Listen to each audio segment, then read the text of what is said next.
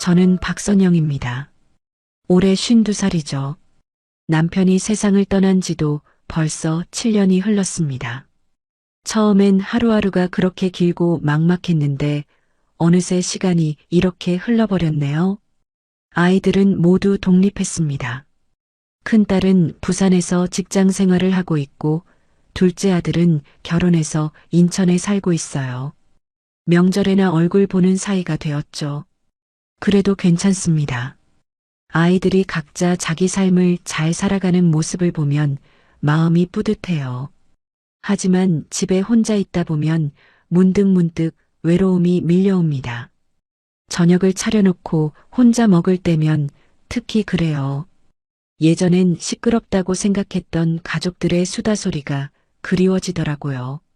그래서 결심했습니다. 처음으로 혼자 여행을 떠나보기로요. 목적지는 여수였어요.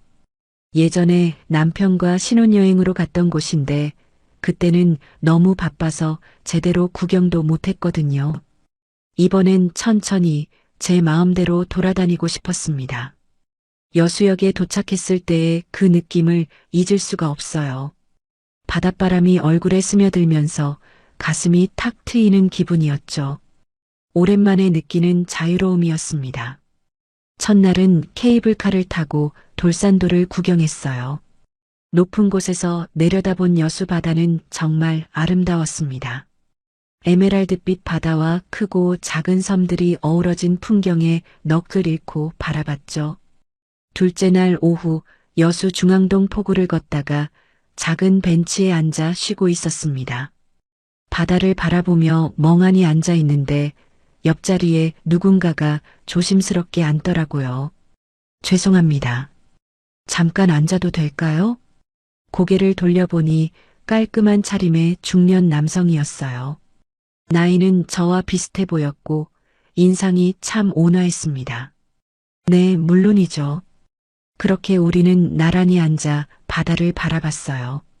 처음엔 서로 말없이 있었는데 갈매기들이 물고기를 잡는 모습을 보며 자연스럽게 대화가 시작되었습니다. 여수 오신 지 오래되셨나요? 어제 왔어요. 혼자 여행 온 거라 좀 어색하긴 하지만요. 아, 저도 그래요. 혼자 여행이 처음이라 뭘 해야 할지 모르겠더라고요. 그의 말에 괜히 반가웠습니다. 같은 처지구나 싶어서요. 실례지만 성함이 어떻게 되세요? 이도연이라고 합니다. 올해 55이에요. 저는 박선영입니다. 52이고요. 도연 씨는 여수에서 작은 식당을 운영한다고 했어요. 요리사였던 거죠. 서울에서 오랫동안 일하다가 고향인 여수로 내려와 새 출발을 한 지 2년 정도 되었다고 하더라고요. 요리하는 게 좋아서 이 일을 시작했는데 손님들이 제가 만든 음식을 맛있게 드실 때가 가장 뿌듯해요. 도연 씨가 음식 이야기를 할 때의 표정은 정말 진지하고 열정적이었어요. 오랜만에 자기 일에 대해 그렇게 이야기하는 사람을 만났습니다. 저도 제 이야기를 했어요. 아이들이 독립하고 나서 처음으로 떠난 혼자 여행이라고 조금 외롭긴 하지만 이렇게 자유로운 시간을 갖는 것도 나쁘지 않다고요. 가족을 위해 살아오셨겠네요.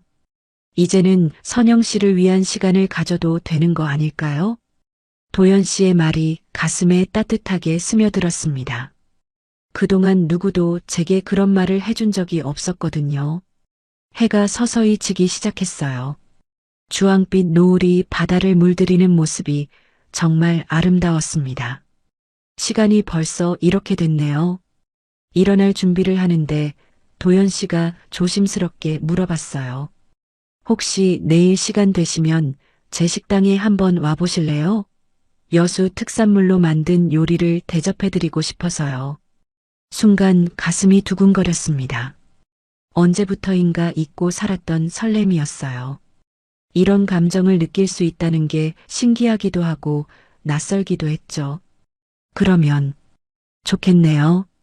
그렇게 저는 도연 씨와 다음날 만날 약속을 했습니다. 숙소로 돌아가는 길 발걸음이 한결 가벼웠어요.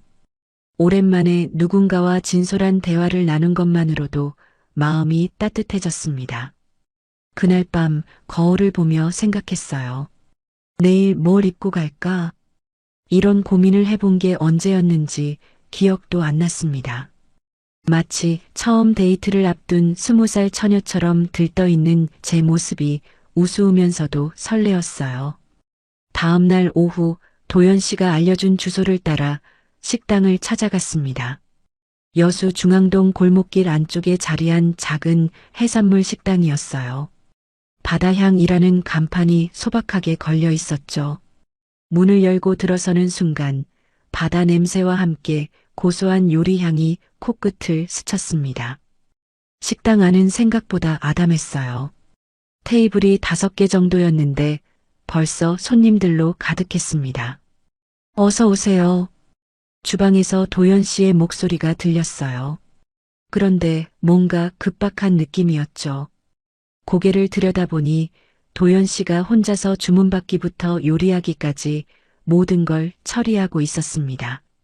잠깐만 기다려주세요. 곧 자리 정리해 드릴게요. 도연 씨는 저를 알아보고 반갑게 웃어줬지만 이마에 땀이 송글송글 맺혀 있었어요. 홀에서는 손님들이 주문한 음식이 언제 나오냐며 조금씩 짜증을 내기 시작했습니다. 보고 있을 수가 없었어요. 어머니가 작은 식당을 하셨던 덕분에 이런 상황이 낯설지 않았거든요. 제가 도와드릴게요. 앞치마를 두르고 홀로 나가 손님들께 물을 따라드리고 밑반찬을 가져다 드렸습니다. 그리고 주문을 받아서 도연 씨에게 전달했죠. 고등어 구이 2개, 해물찜 하나요. 네, 알겠습니다. 도연 씨는 처음엔 당황스러워했지만 제가 익숙하게 움직이는 모습을 보고는 안심하는 표정이었어요. 1시간 정도 지나자 점심시간 러시가 끝났습니다. 마지막 손님이 나가고 나니 식당 안이 조용해졌어요. 정말 고마워요, 선영 씨. 덕분에 큰일 날 뻔한 걸 넘겼습니다. 도연 씨가 수건으로 이마에 땀을 닦으며 말했어요. 괜찮아요.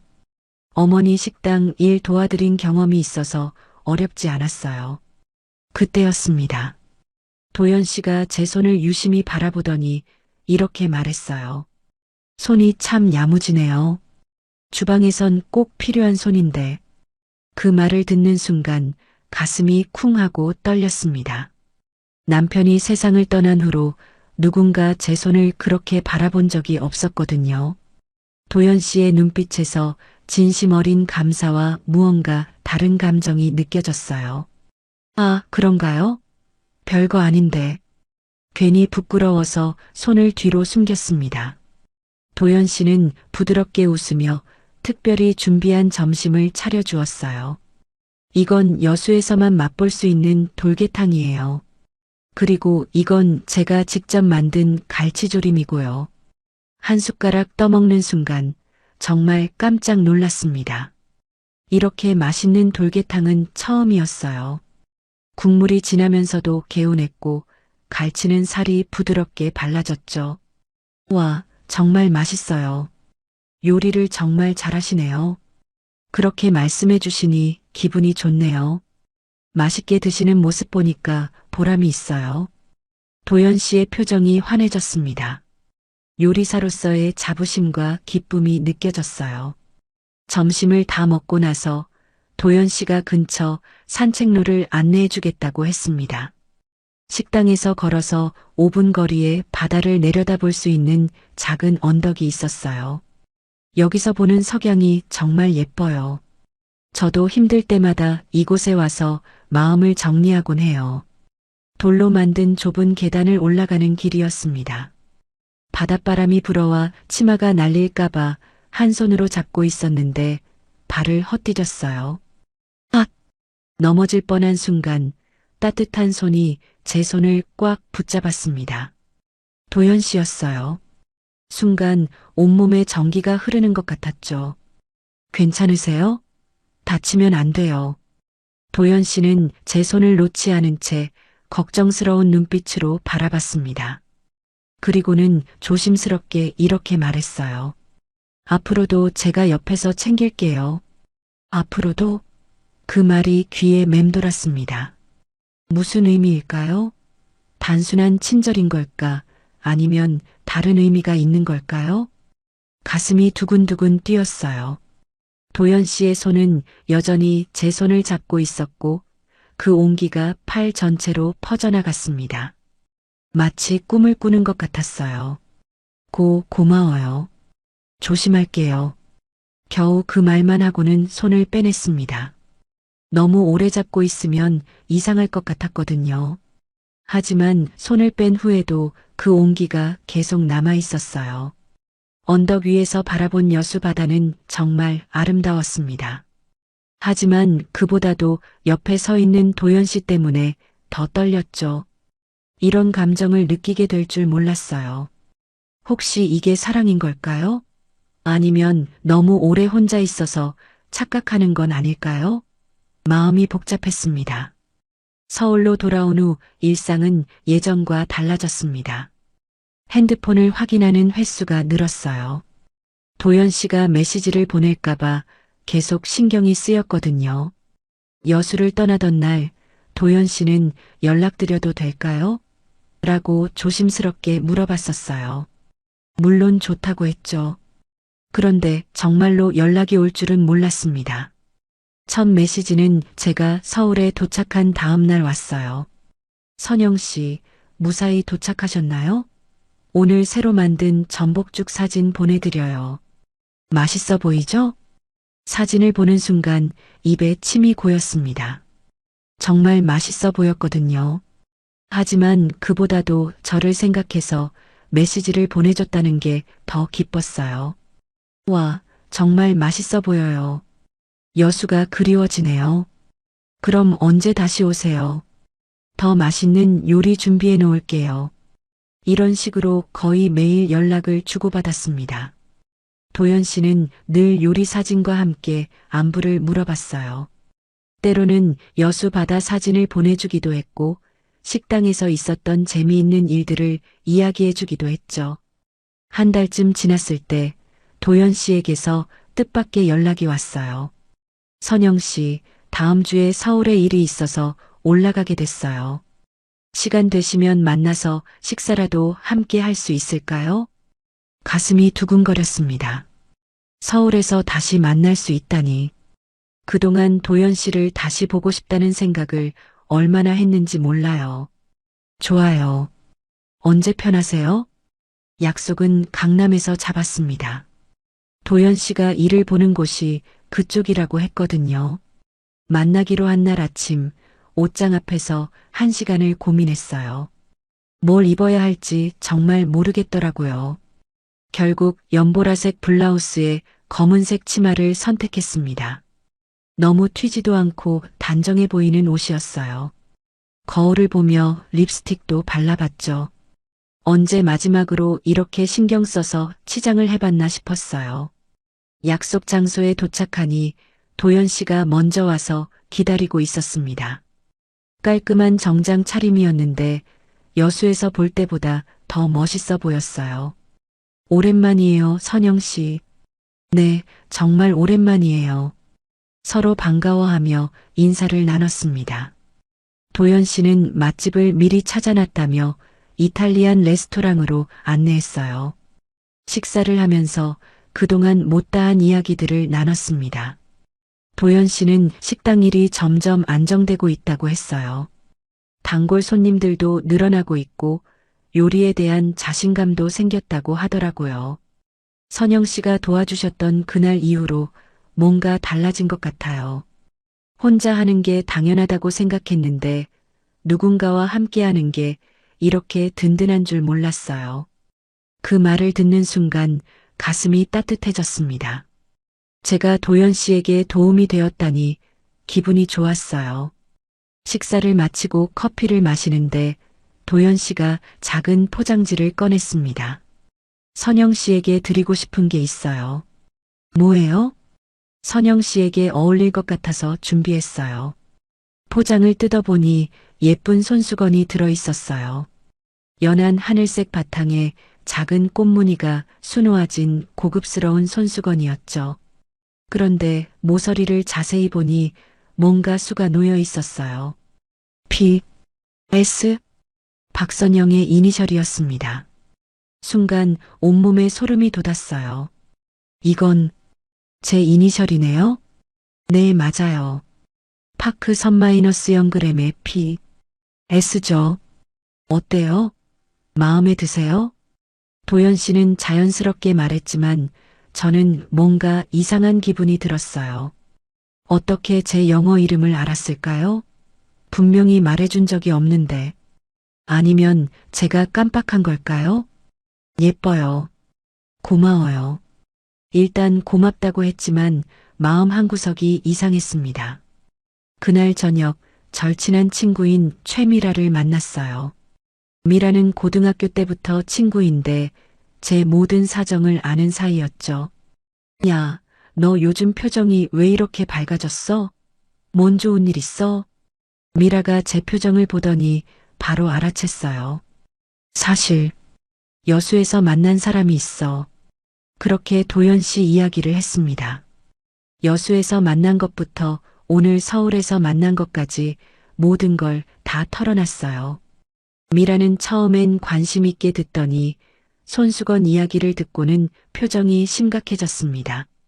잠깐, 그 남자가 내 영어 이름을 어떻게 알았다고? 그게 제가 말했나?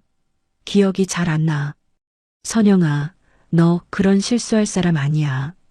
분명히 안 말했을 거야. 미라의 말에 저도 다시 생각해 봤어요. 정말 말한 적이 없는 것 같았어요. 그 남자 너무 빠르지 않아?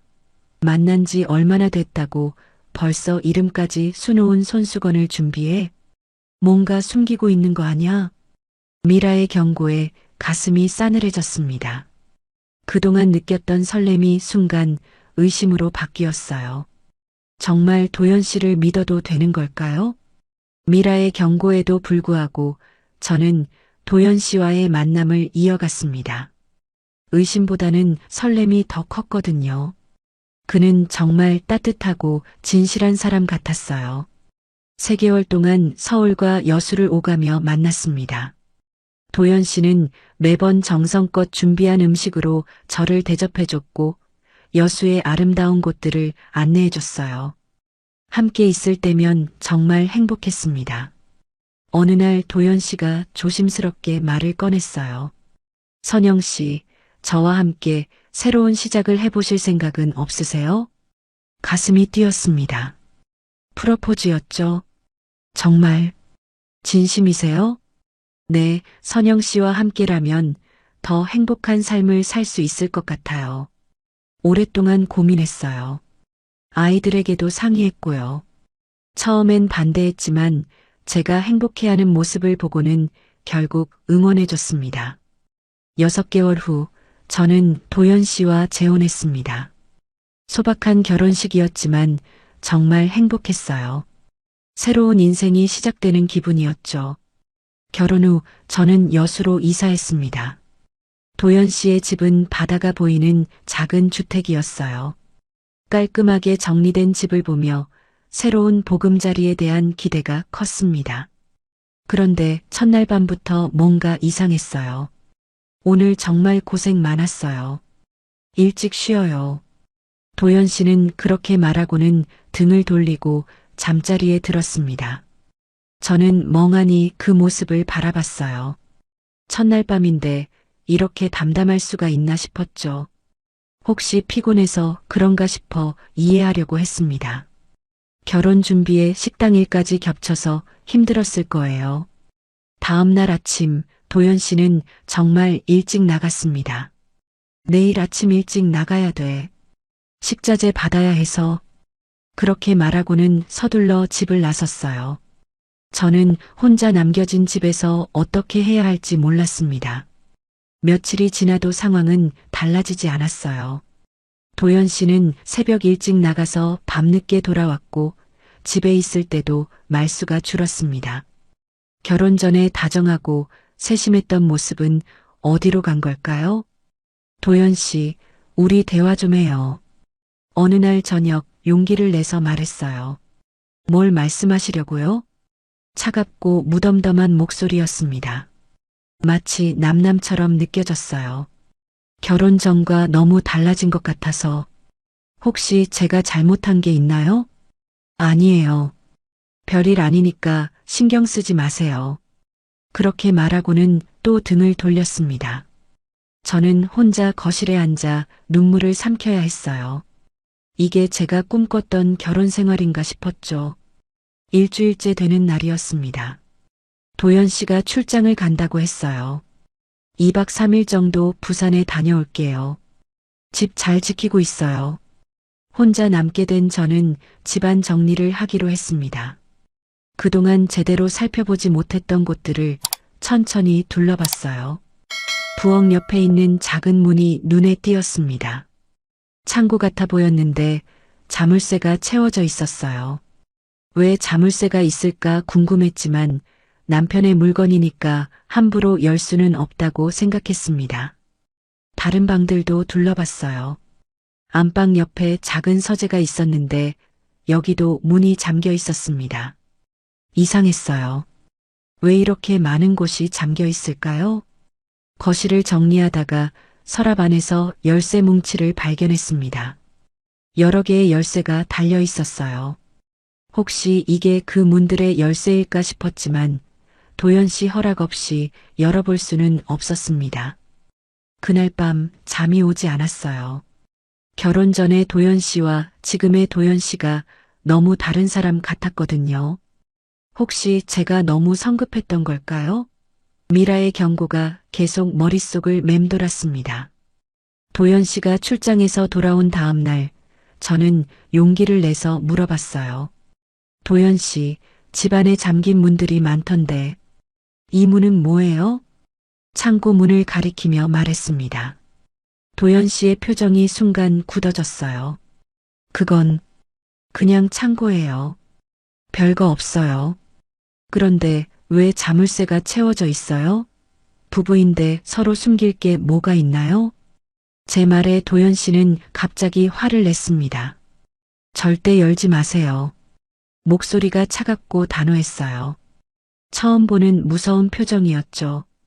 거기엔 개인적인 물건들이 있어요. 함부로 건드리지 마세요. 하지만 우리 부부인데, 부부라고 해서 모든 걸 다 공유해야 하는 건 아니잖아요. 저한테도 사생활이 있어요. 그렇게 말하고는 현관문을 쾅 닫고 나가버렸습니다. 저는 혼자 남아 그 문을 바라봤어요. 도대체 그 안에 뭐가 들어있길래 이렇게까지 숨기려는 걸까요? 결혼 전에는 그렇게 다정했던 사람이 왜 이렇게 변한 걸까요? 밤마다 그 자물쇠 채워진 문이 신경 쓰였어요. 혹시 전 부인의 물건이 들어있는 걸까요? 아니면 정말 숨겨야 할 무언가가 있는 걸까요? 도연 씨는 그 이후로 더욱 차갑게 변했습니다. 집에 있을 때도 저를 피하듯 행동했고 대화도 필요한 것만 했어요. 저는 점점 불안해졌습니다. 이게 정말 제가 원했던 재혼 생활인가 싶었죠. 혹시 너무 성급하게 결정한 건 아닐까요? 그 자물쇠 채워진 문이 우리 사이의 벽처럼 느껴졌어요. 그 문 너머에 있는 것이 무엇이든 그것이 우리의 행복을 가로막고 있는 것 같았습니다. 한 달이 더 지나면서 상황은 더욱 악화됐습니다. 도연 씨는 점점 더 차갑게 변했고 저는 매일 혼자 지내는 시간이 길어졌어요. 결혼한 게 맞나 싶을 정도로 외로웠습니다. 이번엔 일주일 정도 서울에 올라가야 해요. 식당 체인점 계약 때문에 어느 날 도연 씨가 또 출장을 간다고 했어요. 예전 같으면 함께 가자고 했을 텐데 이젠 그런 말도 안 했습니다. 혼자 괜찮겠어요? 너무 오래 비우는 것 같은데. 괜찮아요. 집 잘 지키고 있으면 돼요. 그렇게 말하고는 서둘러 짐을 챙겨 나갔어요. 저는 또다시 혼자 남겨졌습니다. 혼자 있는 시간이 길어지니까 집안 곳곳이 더 신경 쓰였어요. 특히 그 자물쇠 채워진 창고가요. 도연 씨가 그렇게 강하게 반대했던 곳이 계속 궁금했습니다. 사흘째 되는 날이었어요. 집 앞 화단을 정리하다가 실수로 호스에서 물이 튀었습니다. 옷이 젖어서 갈아입으려고 서둘러 집으로 들어갔는데 창고 문이 살짝 열려 있었어요.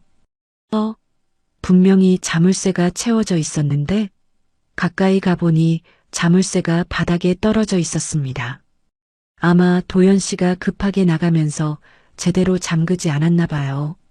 문틈 사이로 안이 조금 보였어요. 선반에 상자들이 정리돼 있었고 벽에는 서류들이 붙어 있었습니다.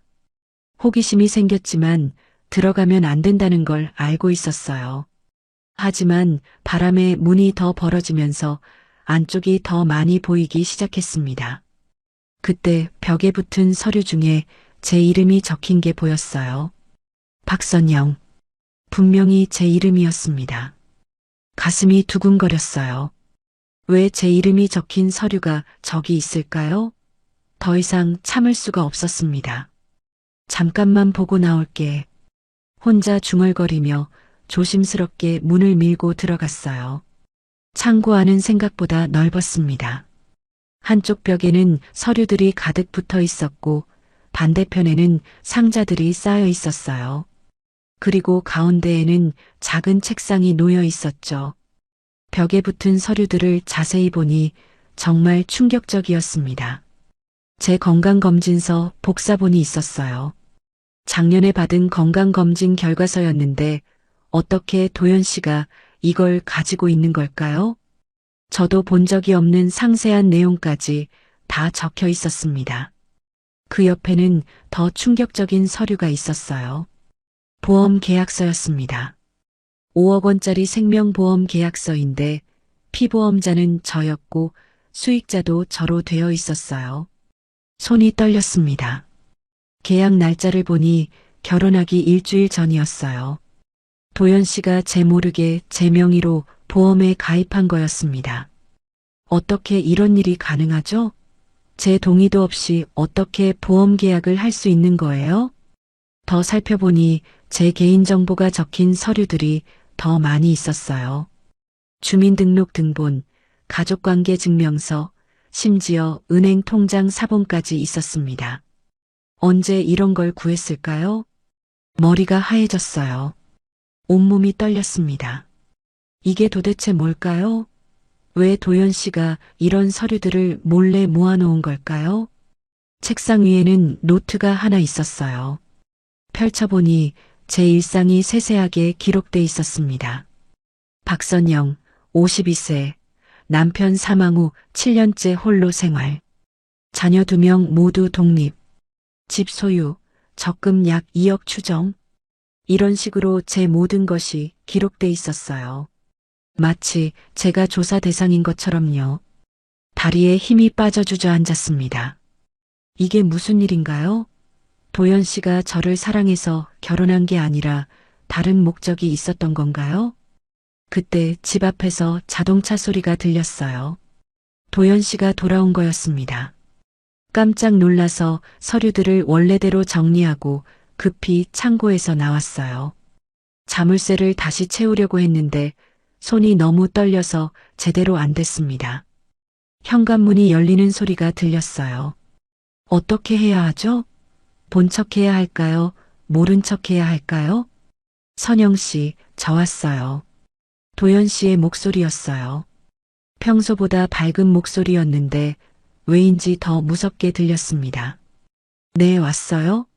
목소리가 떨렸어요. 진정하려고 했지만 쉽지 않았습니다. 현관 앞으로 나가니 도연 씨가 큰 꽃바구니를 들고 서 있었어요. 이게 뭐예요? 아, 집 앞에 놓여 있더라고요. 누가 보낸 건지 모르겠네요. 꽃바구니를 보니 카드가 붙어 있었어요.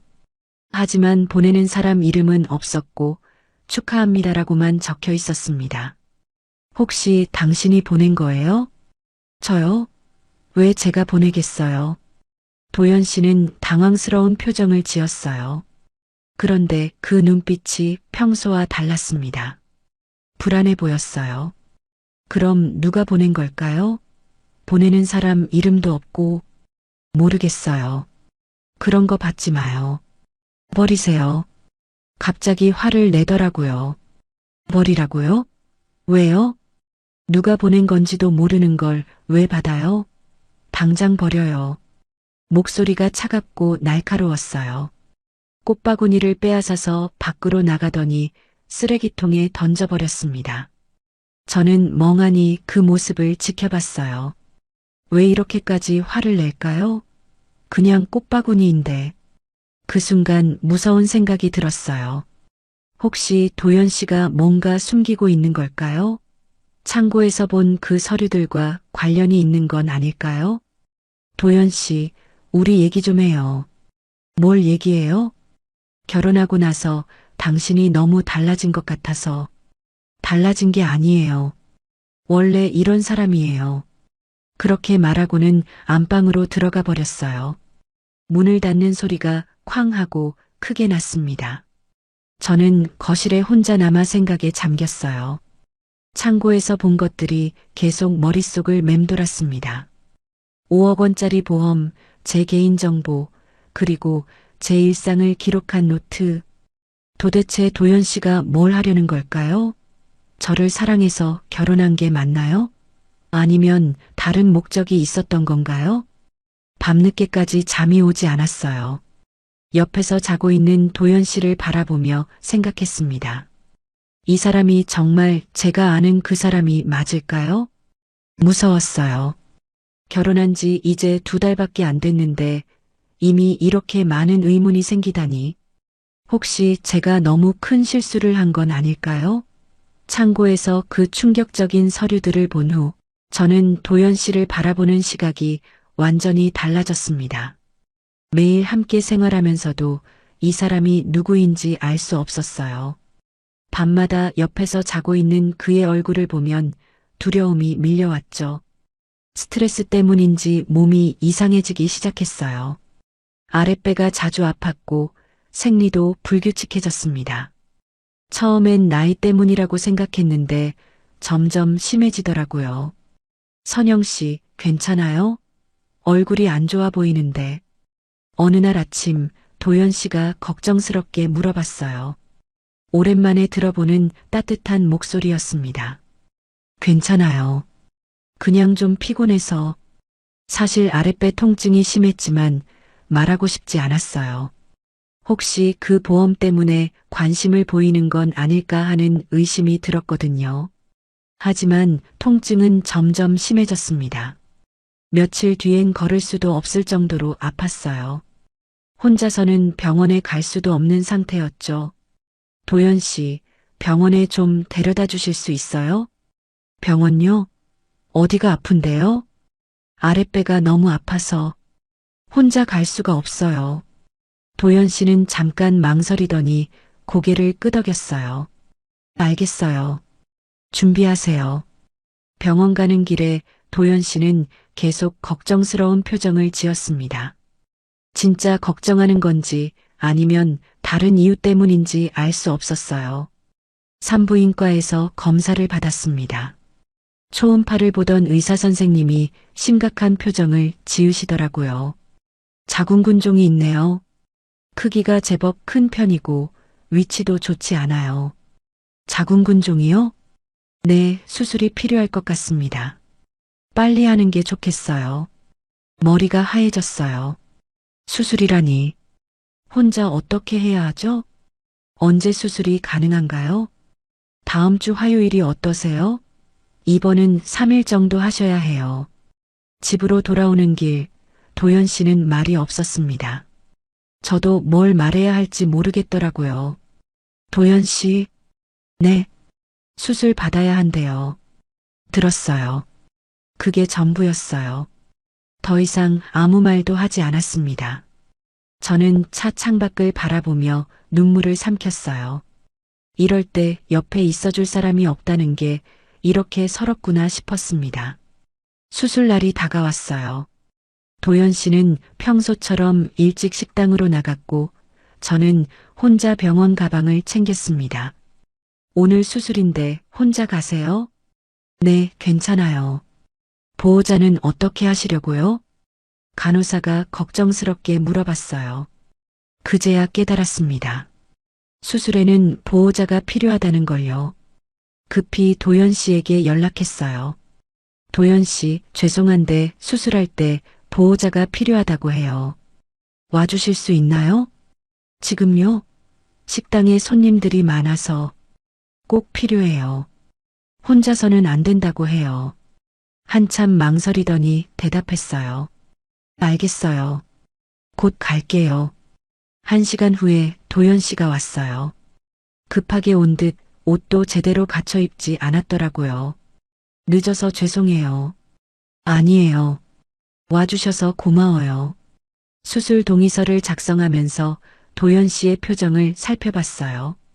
진짜 걱정하는 것 같기도 하고 억지로 하는 것 같기도 하고 정말 알 수 없었습니다. 수술 시간이 2시간 정도 걸릴 예정이에요. 의사 선생님이 설명해 주셨어요. 큰 수술은 아니지만 전신 마취를 하니까 혹시 모르는 상황에 대비해서 보호자분이 계속 있어 주셔야 해요. 도연 씨는 고개를 끄덕였어요. 수술실로 들어가기 전 도연 씨가 제 손을 잡았습니다. 괜찮을 거예요. 걱정하지 마세요. 그 순간 가슴이 뭉클했어요. 오랜만에 느끼는 따뜻함이었죠. 하지만 동시에 의심도 들었어요. 이게 진심일까 아니면 보험 때문일까? 수술은 성공적으로 끝났습니다. 마취가 깨어나니 도연 씨가 침대 옆에 앉아 있었어요. 깨어났어요? 어때요? 어디 아픈 데 없어요? 괜찮아요. 고마워요. 뭘 고마워해요? 당연한 거죠. 그날 밤 도연 씨는 병실에서 함께 지냈어요. 간이 침대를 가져다 놓고 옆에서 잤죠. 밤중에 깨어 화장실에 가려고 하니까 부축해 주었고 물을 떠다 주기도 했어요. 왜 혼자 하려고 해요? 제가 혼자 일어나려고 하자 도연 씨가 말했어요. 괜찮아요. 이 정도는 혼자 할 수 있어요. 지금은 아파서 그런 게 아니에요. 평소에도 혼자 하려고만 하시잖아요. 뭘 말하는지. 끝까지 곁에 있을게요. 혼자 하지 마세요. 그 말을 들었을 때 눈물이 났어요. 정말 오랜만에 누군가 저를 챙겨준다는 느낌을 받았거든요. 하지만 동시에 머릿속에선 다른 생각이 들었어요. 혹시 이것도 연기는 아닐까? 5억 원짜리 보험 수익자가 아프면 당연히 걱정할 만하잖아요. 다음 날 아침 도연 씨는 일찍 일어나서 죽을 끓여왔어요. 병원 음식 말고 이거 드세요. 소화도 잘 되고 영양가도 있어요. 고마워요. 어떻게 이런 걸까지. 당연한 거예요. 빨리 나아야죠. 정성스럽게 떠서 입에 넣어주는 도연 씨를 보면서 정말 복잡했어요. 이런 모습이 진짜 도연 씨일까요? 아니면 창고에서 본 그 차갑고 계산적인 모습이 진짜일까요? 퇴원하는 날까지 도연 씨는 하루도 빠지지 않고 병원에 왔어요. 식당 일도 뒤로 하고 저를 돌봐줬죠. 간병사를 쓰자고 해도 자기가 직접 하겠다고 했어요. 왜 이렇게까지 해줘요? 어느 날 저녁 참다 못해 물어봤어요. 부부니까요. 당연한 거 아니에요? 하지만 평소엔. 평소가 어때서요? 결혼하고 나서 너무 차갑게 대하셨잖아요. 도연 씨는 잠깐 말이 없었어요. 그리고는 한숨을 쉬며 말했습니다. 죄송해요. 결혼 생활에 적응하느라 힘들었나 봐요. 그게 진짜 이유일까요? 아니면 지금이 연기일까요? 정말 알 수 없었습니다. 병원에서 나오면서도 계속 생각했어요. 도연 씨의 진심을 어떻게 알 수 있을까요? 정말 저를 사랑해서 이러는 건지 아니면 다른 목적이 있는 건지 혼란스러웠습니다. 수술 후 회복 과정에서 더 큰 충격이 기다리고 있었습니다. 조직 검사 결과 악성 종양이 발견된 거예요. 의사 선생님은 조기 발견이어서 치료 가능성이 높다고 하셨지만 항암 치료가 필요하다고 했습니다. 항암 치료요? 네, 6개월 정도 받으셔야 해요. 힘들겠지만 완치 가능성이 높으니까 너무 걱정하지 마세요. 병원에서 나오는 길, 다리에 힘이 빠져 주저앉을 뻔했어요. 도연 씨가 재빨리 부축해줬죠. 괜찮아요. 의사 선생님이 완치 가능하다고 하셨잖아요. 하지만 걱정하지 마세요. 제가 옆에서 도와드릴게요. 집에 돌아와서 아이들에게 연락했어요. 큰딸은 울면서 당장 여수로 내려온다고 했고 아들도 마찬가지였습니다. 엄마, 혼자 어떻게 해요? 우리가 돌아가서 돌봐드릴게요. 아니야. 너희 일도 있고. 괜찮아. 무슨 괜찮다는 말이에요. 엄마가 지금 혼자 계시잖아요. 아이들은 도연 씨를 아직 완전히 받아들이지 못했어요. 엄마가 재혼한 것도 어색해 하는데 이런 상황까지 생기니까 더 걱정되는 거죠. 도연 아저씨가 계시잖아. 잘 돌봐주실 거야. 사실 저도 확신이 없었어요. 정말 도연 씨가 끝까지 저를 돌봐줄까요? 첫 번째 항암 치료가 시작됐습니다. 병원에서 하루 종일 링거를 맞았어요. 도연 씨는 식당 일을 뒤로 하고 옆에 앉아 있었죠. 힘들면 말해요. 괜찮아요. 하지만 집에 돌아온 후 부작용이 시작됐어요. 메스꺼움과 구토가 계속됐고 음식 냄새만 맡아도 토했습니다. 도연 씨는 요리사라서 그런지 제가 먹을 수 있는 음식을 찾기 위해 노력했어요. 담백한 죽부터 시작해서 과일 주스, 따뜻한 차까지 제가 조금이라도 넘길 수 있는 걸 찾아서 만들어줬죠. 이건 어때요? 생강을 넣어서 속이 편할 거예요. 고마워요. 정말 고마워요. 항암 치료를 시작한 지 한 달 정도 지났을 때였어요. 아침에 일어나 머리를 감다가 손에 머리카락이 한 움큼 빠져 있는 걸 봤습니다. 아, 거울을 보니 곳곳이 비어 있었어요.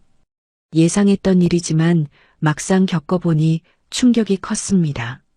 눈물이 주르륵 흘렀어요. 여자에게 머리카락이 빠진다는 건 정말 견디기 힘든 일이었거든요. 선영 씨, 괜찮아요? 도연 씨가 문 너머로 걱정스럽게 물어봤어요. 괜찮아요. 하지만 목소리가 떨렸어요. 들어가도 될까요? 네. 도연 씨가 들어와서 제 모습을 봤어요. 거울 앞에 서서 울고 있는 저를요. 많이 빠졌네요. 네. 알고 있었지만 막상 이렇게 되니까. 속상하시죠? 네. 정말 속상해요. 도연 씨는 잠깐 생각하더니 말했어요. 선영 씨, 저한테 바리깡 있어요. 제가 밀어드릴게요. 뭐라고요? 어차피 다 빠질 거잖아요. 이렇게 조금씩 빠지는 게 더 스트레스 받을 것 같아요. 저는 망설였어요. 머리를 밀다니. 무서우시죠? 네. 조금. 괜찮아요. 저도 함께 밀 테니까. 네. 혼자 하면 외로우실 것 같아서요. 저도 함께 밀면 덜 외롭지 않을까요? 그 말을 듣는 순간 가슴이 뭉클했어요. 정말 오랜만에 느끼는 감동이었죠. 정말 그렇게 해주실 거예요? 네, 물론이죠. 도연 씨는 바리깡을 가져와서 먼저 자기 머리부터 밀기 시작했어요. 같이 새로 자라나게 해요. 그럼 덜 외롭죠. 자신의 머리카락이 떨어지는 걸 보면서도 웃고 있는 도연 씨를 보니 눈물이 났어요. 이게 정말 연기일까요? 보험 때문에 이렇게까지 할 수 있는 걸까요? 제 차례가 됐어요. 바리깡 소리와 함께 머리카락이 바닥에 떨어졌습니다. 처음엔 무서웠는데 도연 씨가 옆에서 계속 이야기해 주니까 마음이 편해졌어요. 다 됐어요. 거울을 보니 정말 달라진 모습이었어요. 하지만 옆에 똑같이 민머리가 된 도연 씨가 있으니까 덜 이상했습니다. 어때요? 괜찮죠? 네. 생각보다 괜찮네요. 우리 둘 다 동글동글해서 귀여워요. 그렇게 말하며 웃는 도연 씨를 보니 마음이 따뜻해졌어요. 그날 이후 도연 씨는 더욱 헌신적으로 저를 돌봤습니다. 매일 다른 영양식을 준비해줬어요. 항암 치료로 입맛이 없어도 먹을 수 있는 음식들을요. 오늘은 단호박죽이에요. 달콤해서 드시기 편할 거예요. 내일은 뭘 만들어 주실 거예요? 닭가슴살 스튜 어때요? 단백질도 보충하고. 음식 이야기를 할 때의 도연 씨는 정말 진지했어요. 제가 조금이라도 더 잘 먹을 수 있도록 밤늦게까지 요리법을 찾아보기도 했죠. 어느 날은 제가 토하느라 힘들어할 때 등을 쓰다듬어 주면서 물수건으로 얼굴을 닦아줬어요. 괜찮아요. 천천히 해요. 미안해요.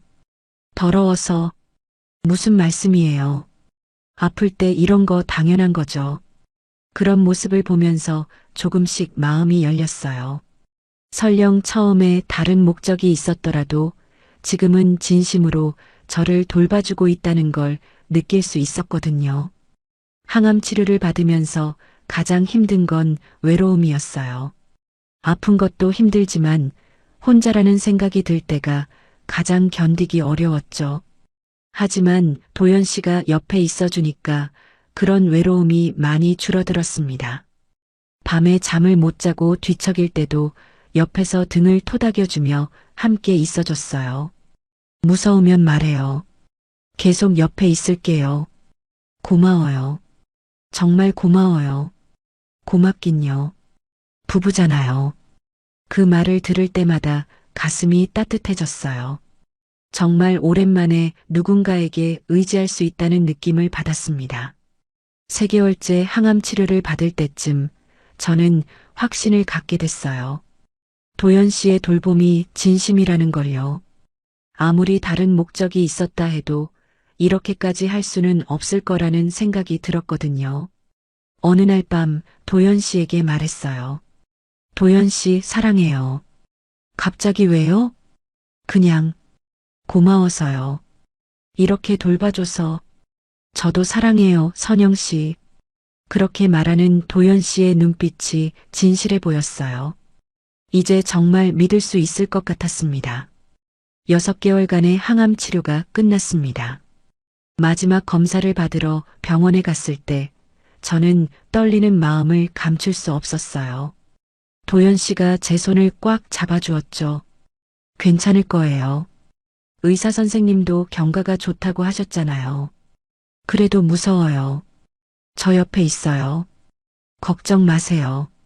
검사실에서 나와 결과를 기다리는 시간이 정말 길게 느껴졌어요. 도연 씨는 계속 제 손을 잡고 있으면서 안심시켜줬습니다. 박선영님 들어오세요. 의사 선생님이 부르셨어요. 다리가 후들거려서 제대로 걸을 수가 없었습니다. 완치 판정입니다. 축하드려요. 그 말을 듣는 순간 눈앞이 하얘졌어요. 완치라니. 정말 살 수 있다는 거네요. 정말요? 정말 완치인가요?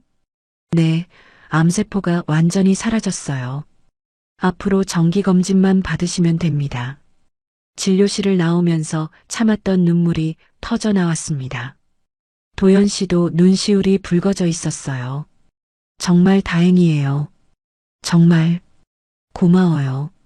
도연 씨가 없었으면 포기했을 거예요. 무슨 말씀이에요? 선영 씨가 강해서 이겨낸 거예요. 집으로 돌아오는 길에 도연 씨가 제안했어요. 선영 씨, 우리 여수 포구에 가볼까요? 처음 만났던 그곳에. 지금요? 네, 완치 기념으로요.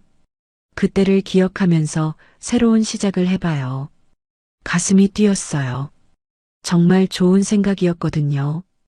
여수 포구에 도착했을 때는 해질 무렵이었어요. 처음 도연 씨를 만났던 그 벤치가 그대로 있었습니다. 우리는 나란히 앉아서 바다를 바라봤어요. 여기서 처음 만났을 때가 기억나세요? 물론이죠. 어떻게 잊겠어요. 그때는 정말 우연한 만남이었는데 이렇게 부부가 되고 생사를 함께할 줄 누가 알았을까요? 선영 씨, 제가 고백할 게 있어요. 도연 씨가 갑자기 진지한 표정을 지었어요. 가슴이 두근거렸습니다. 뭐예요? 사실, 처음에는 목적이 있었어요. 역시 그랬구나 싶었어요. 창고에서 본 그 서류들이 떠올랐습니다. 알고 있어요. 네, 창고에서 봤어요. 제 개인정보들이랑 보험 계약서. 도연 씨의 얼굴이 하얘졌어요. 언제 보셨어요? 결혼하고 한 달 정도 지났을 때요. 자물쇠가 풀려 있더라고요. 그럼 그때부터 알고 계셨다는 거예요? 네, 알고 있었어요. 도연 씨는 머리를 숙였습니다. 죄송해요. 정말 죄송해요. 처음엔 정말 화났어요. 배신감도 들었고요. 하지만, 아플 때 저를 돌봐주는 모습을 보면서 생각이 바뀌었어요. 설령 처음엔 다른 목적이 있었더라도 지금은 진심이라는 걸 느꼈거든요. 도연 씨가 고개를 들어 저를 바라봤어요. 눈에 눈물이 고여 있었습니다. 정말 진심이에요. 처음엔 정말 다른 목적이 있었어요. 하지만 선영 씨와 함께 지내면서 진짜 사랑하게 됐어요. 어떤 목적이었는지 말해줄 수 있어요? 도연 씨는 한참을 망설이더니 입을 열었어요. 빚이 있었어요. 식당 차릴 때 많은 돈을 빌렸는데 갚지 못하고 있었거든요. 그래서 생각이 잘못된 거였어요. 보험금을 생각한 거네요. 네. 정말 죄송해요. 변명의 여지가 없어요. 그렇게 솔직하게 말하는 도연 씨를 보니까 오히려 마음이 편해졌어요. 그런데 왜 마음이 바뀐 거예요? 선영 씨가 너무 좋은 사람이었어요. 순수하고 따뜻하고 그런 사람에게 해를 끼칠 수 없었어요. 그리고 정말 사랑하게 됐고요. 믿어요. 정말요? 네, 믿어요. 아플 때 돌봐주는 모습을 보면서 확신했어요. 도연 씨가 제 손을 잡았어요. 보험은 해지할게요. 그리고 빚도 제가 다른 방법으로 해결할게요. 아니에요. 그냥 두세요. 네. 어차피 제 명의로 된 거잖아요. 만약 정말 무슨 일이 생기면 도연 씨가 받으시면 돼요. 우리 부부니까. 선영 씨, 대신 조건이 있어요. 뭐든지 하겠어요. 이번엔 끝까지 함께 해야 해요. 도망가거나 포기하면 안 돼요. 도연 씨가 환하게 웃었어요. 당연하죠. 이번엔 끝까지 함께 할게요. 평생 함께 할게요. 바닷바람이 불어와 우리의 머리카락을 흔들었어요. 항암 치료 후 다시 자라난 머리카락이 바람에 날리는 게 신기했습니다. 우리 머리카락 정말 같이 자랐네요. 그렇죠? 약속 지켰어요. 앞으로도 계속 함께 자라나겠네요. 네, 함께 늙어가요. 그날 밤 집에 돌아와서 도연 씨와 진짜 부부다운 대화를 나누었어요. 서로의 과거 이야기부터 앞으로의 계획까지 정말 오랜만에 마음을 활짝 열고 이야기했습니다. 선영 씨, 저 정말 후회해요. 뭘 후회해요? 처음부터 진심으로 만났으면 좋았을 텐데. 그럼 이런 아픈 시간은 없었을 텐데요. 괜찮아요. 오히려 그런 과정이 있어서 더 확실해진 것 같아요. 진짜 사랑인지 정말 고마워요. 용서해줘서 용서할 게 뭐 있어요. 이제 우리는 진짜 부부예요. 다음 날부터 우리의 진짜 신혼생활이 시작됐습니다. 도연 씨는 식당에서 새로운 메뉴를 개발했어요. 선영인의 특선 정식이라고 이름을 지었죠. 제 이름을 따서 메뉴를 만들었어요? 네, 선영 씨가 좋아하는 음식들로 구성했어요. 건강에도 좋고요. 단골 손님들이 그 메뉴를 좋아했고 입소문이 나면서 식당도 더 잘 됐어요. 빚도 조금씩 갚아나갔죠. 저도 건강이 좋아지면서 식당 일을 도왔어요. 예전에 어머니 식당을 도와드렸던 경험이 도움이 됐죠. 역시 손이 야무져요. 주방엔 꼭 필요한 손이에요. 처음 만났을 때 했던 말을 또 했어요. 하지만 이번엔 전혀 다른 느낌이었습니다. 진심이 담긴 말이었거든요. 6개월 후 저희는 식당을 확장했어요. 작지만 예쁜 카페도 함께 운영하기 시작했죠. 제가 직접 디저트를 만들었고 도연 씨는 브런치 메뉴를 담당했어요. 우리 정말 잘 어울리는 것 같아요. 그러게요. 이렇게 함께 일하니까 더 좋네요. 아이들도 자주 여수에 놀러 왔어요. 처음엔 도연 씨를 경계했던 아이들도 이제는 편하게 대화를 나눴죠. 도연 아저씨, 엄마가 정말 많이 밝아지셨어요. 고마워요. 고맙긴요. 제가 더 고마우죠. 1년 후 우리는 다시 그 벤치에 앉았어요. 이번엔 완전히 다른 마음으로요. 1년 전 이맘때를 기억해요? 완치 판정 받았던 날이죠. 그리고 진실을 말씀드렸던 날. 그때 정말 무서웠어요. 선영 씨가 떠날까봐. 떠날 생각 없었어요. 이미 마음을 정했거든요. 정말 다행이에요. 바다는 여전히 아름다웠고 우리는 여전히 사랑하고 있었어요. 비록 시작은 완벽하지 않았지만 지금은 정말 행복했습니다. 도연 씨 사랑해요. 저도 사랑해요, 선영 씨. 평생 사랑할게요.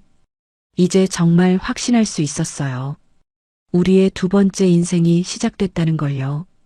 진짜 사랑으로 시작하는 새로운 인생이요. 인생이요. 인생이요.